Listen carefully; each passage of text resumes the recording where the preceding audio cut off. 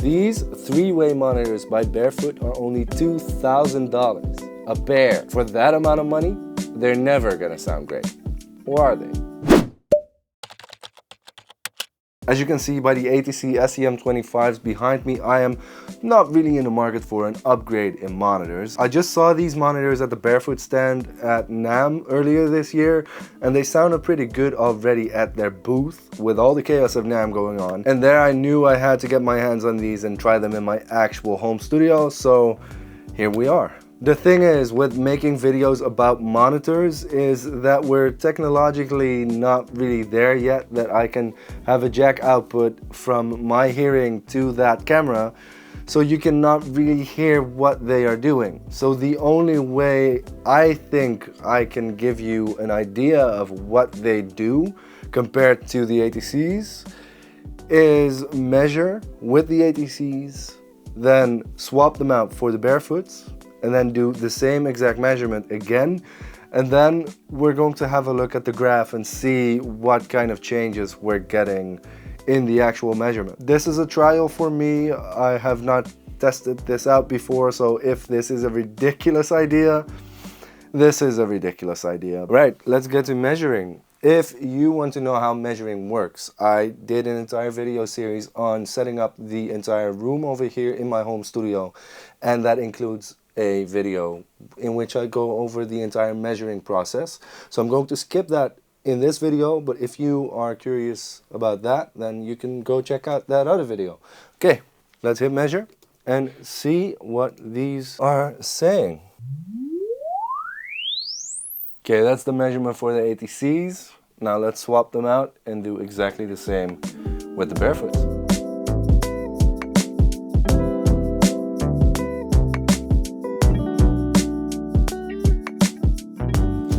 Okay, so what do we have over here? We got two boxes, and then we are going to take a look at what's inside of this box. EU power cords, because yes, I'm a European. I got two in one box. Ooh, these are small. Thought they would have been like the same size as these ATCs-ish. But these are not even, wow.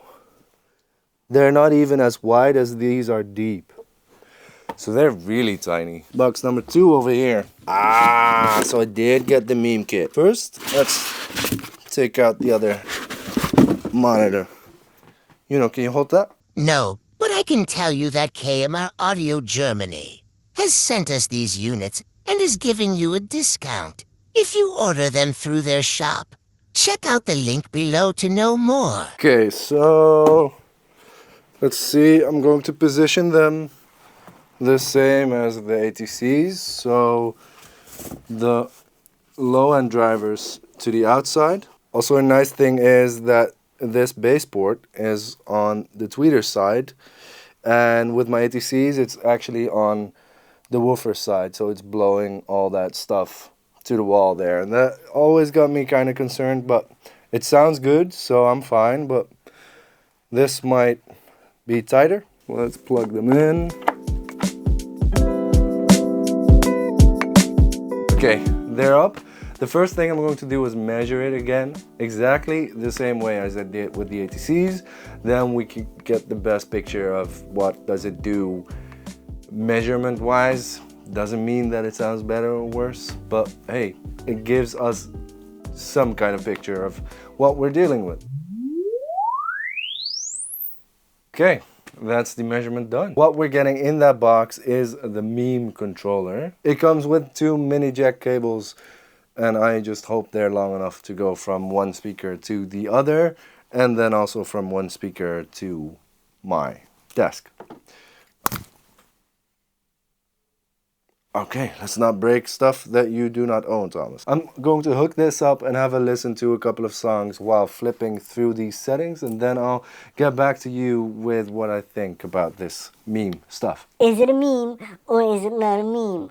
That's what we're gonna find out. Yes, it's a nerd channel. We're all nerds. You are as well. Okay, so let's have a listen to these monitors and hear what they actually sound like. They are much smaller than the ATC SEM25, so I'm really curious if I'm going to actually notice that. They are pretty far away from monitors that are this size, so maybe they are better if they're a little bit closer to me.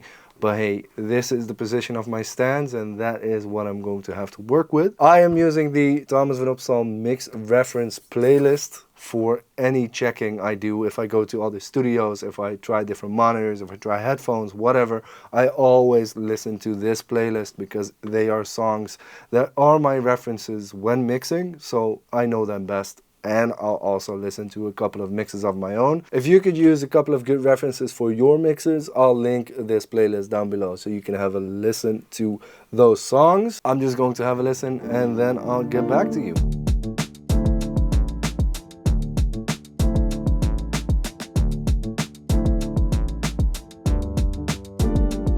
Ja, toch. Okay, I've just spent about 40-50 minutes listening to my mix reference playlist and I have to say for $2,000, these are impressive. I even started looking up, no joke, how much I could get for the ATC SEM25s. They're going for around 9,000, 10,000, 11,000 I'm seeing over here even. So if I could get that money, I would already be making a profit on just owning these ATCs for a couple of years. And then just having to spend like the 2K on the Barefoots. And then I can travel with the 7K I've got left. Why the hell wouldn't I do that? I'm not sure if I would do that easily, but it does say something about how much I like these. If I right now didn't have any monitors and I needed to set up my home studio, I would probably go for these. To be completely honest, I am not getting the same sound out of these Barefoots that I'm getting out of my ATCs. I still think my ATCs are superior to these, and I think they have to if they are going for 10K for a pair and these go for 2K for a pair. That's not a really fair comparison. But for these to sound this good at 2K, I thought was impossible. Earlier in the video we did a measurement of these with Room EQ Wizard, and let's dive into that because I honestly feel that I did something wrong because they are very close. This is what is coming out of that measurement. They're pretty much in the same ballpark within like 5 dB, and then over here above 5K they start doing something differently. There's a bit of a boost there on the Barefoots that starts later on the ATCs. So the Barefoots just have a little bit of a wobble in that top end, and then the ATCs are a tiny bit more flat, but they don't have as much of that high end according to this measurement. Now, let's not focus too much on exactly what is happening in this measurement. This was more a trial to see if I could actually show you what the difference is between these monitors. But honestly, I was expecting like a huge dip there and a chunk there and exaggerated high end there. I wasn't really expecting to not really have anything to talk about over here. So I think the best thing for me to do right now is to talk to you about what differences I hear between these Barefoots and my ATCs. But first, I really want to take a look at the SPOC stuff. That was on the back of the speaker, and I'm not sure what that does because I've heard something about it, but it was really vague and I'm not exactly sure what to expect. So I do want to check the manual for a second. I'm not going through it because you can just go through the manual if you want someone to make a video that says the woofer is 6.5 inches. It has a 90 dB at minus 15 dBV, bass band, input sensitivity. The word length is 28 bit. I'm not going to do that. I don't even know what that meant. We're just here to talk about how does this shit sound and how does that apply to us in a real world scenario. I am going to read it though, so it's gonna be boring. SPOC, spectrally, sp is coming from spectrally optimized conversion is introduced to the audio world through the Footprint 03. Okay, so that's their own design, and their patented technology incorporates an analog crossover section prior to the analog to digital conversion, allowing us to pass high frequencies into the crossover unattenuated. Okay, this yields 5-bit higher resolution or a 15 dB signal to noise ratio. Okay, so lower noise and you get higher resolution into the A to D converter. I don't know why I needed it, but apparently I did to get the sound that they are getting. Okay, so there's DSP inside of it. Maybe that's also how this thing works. So does every Barefoot monitor have DSP built in? Can we find that?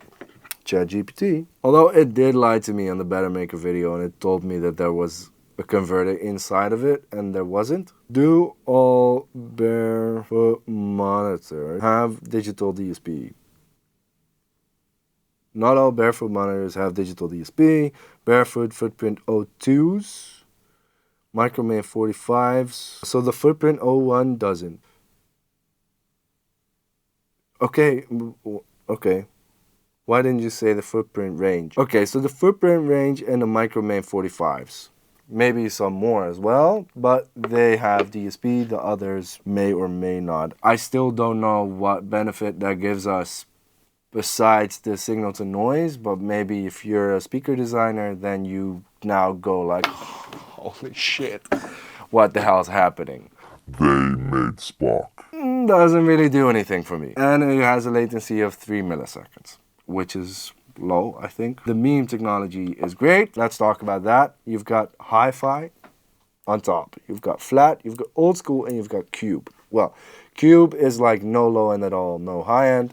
It's just a mixed cube, only mids. Old school is a bit more like an NS10, more mid-rangey, definitely no sub info anywhere, and not too much high end. And then we've got flat, and that is flat. That is the position I like them in the most, because hi-fi, honestly, yes, I get it that you want a little bit more oomph in the low end, but it just becomes a little bit more oomph. It loses a little bit of tightness, and of course, I've got a shitty room here with a couple of panels on the wall, but I have to say, expected a little bit more from it, but on flat, they are sounding really good. Okay, I noticed a couple of things while listening to my mix references through the Footprint 03s, and mainly I noticed that the high end is shifted differently than on the ATC. For example, when listening to Last Last by Burna Boy, that rim shot really is my reference of, is this too sharp in terms of percussion? And that wasn't that sharp. So I thought like, hey, these are too gentle in the high end. But then I listened to Jaguar by Victoria Monet, and those S's were killing my ears. It doesn't really translate the same as I'm getting on my ATCs. And maybe I'm just really used to working on my ATCs, but that is what stood out when I listened to the high end on these monitors. So I would need to kind of recalibrate to know what harshness is and what brightness is now on these monitors. On a track like Peaches from Justin Bieber, which I love to use as a reference, I was missing some height or something. I was missing what my ATCs gave me. That was the first track in the list that I really went like, no, I don't like them that much. I don't like them as much as my ATCs. But then with a track like Scared to Live from The Weeknd, which my reference of this track is in Afrojack Studio with the most insane set of PMCs. And I normally don't like this track because it doesn't do the same for me as in that studio. And now I kind of liked it on these. So the mix of that track actually works on these monitors now. And then another reference I really like to do, because there's a lot of stereo info and there's a lot of movement throughout the track, is When I'm in Your Arms by Cleo Soul. I really like how everything moves, and that track is just a journey. When me and Paul were in LA for NAMM in January, we went to this Amphion listening events to listen to the 125s by Amphion, the big ones. And he played this track to listen through it, and I really love that as a reference, so I immediately added it to this playlist. And this track really gives me a feel of what the stereo image is doing on these monitors. And I have to say, it's pretty good. In short, that was what I felt of these monitors at first listen. That was just half an hour in. I think I'm just going to keep these monitors up and play with them for a while, listen to some more songs, listen to my own mixes, and just get a feel of what they're actually doing. Either this is the end of the video and I'm going to say, hey, thank you, leave a like down below, make sure to subscribe to the channel, and comment down below if you are thinking about checking out these monitors, or if you need me to check out other monitors because you really want to know how they sound and what I think of it. Maybe I'll come back if I feel the need to rectify anything I just said or need to add on to it after I've had a good listen to these monitors. That might be it for now. I'll see you in another video. Later!